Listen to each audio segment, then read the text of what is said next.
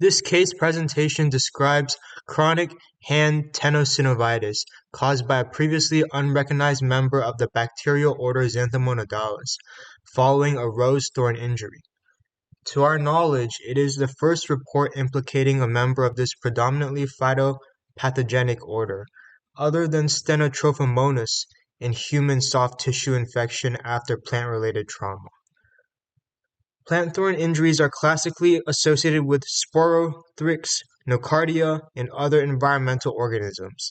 The order Xanthomonagallis, by contrast, is composed almost entirely of plant pathogens. Apart from Stenotrophomonas and a few rarely reported genera, its members have essentially never been documented to infect humans.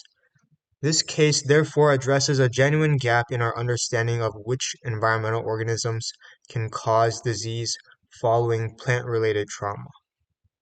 For our case, our patient was a 76-year-old woman in otherwise excellent health.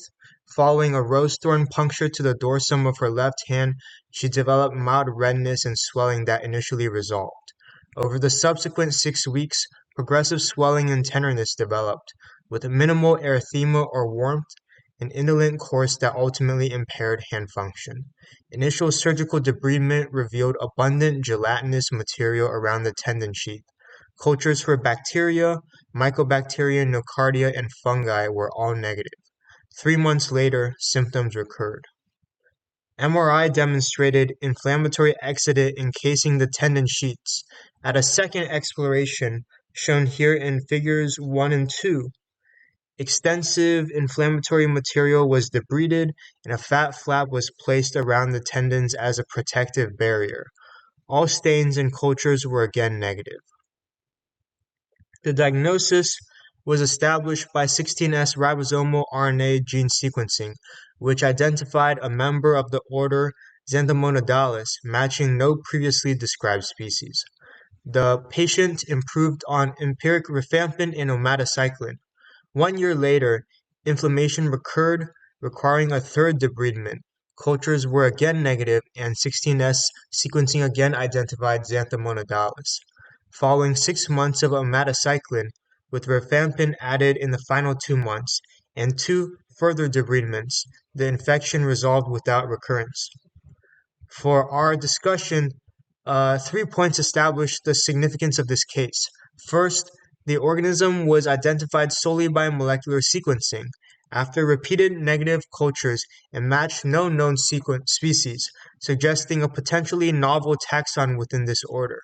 Second, this was not Stenotrophomonas multifila, the one established human pathogen in this order.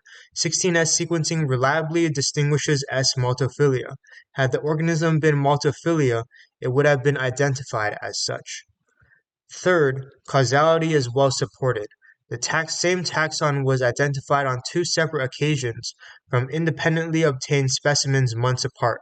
Cultures for all conventional and atypical pathogens were uniformly negative, and the clinical course, from documented thorn puncture to the resolution with targeted therapy, is consistent with an infectious etiology. Treatment was necessarily empiric, guided by known susceptibility patterns within the order.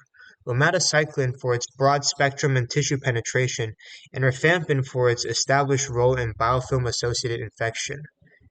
So in conclusion, presently unidentifiable members of the order Xanthomonagallis, organisms typically regarded as plant pathogens, may rarely cause chronic infection following plant-related trauma.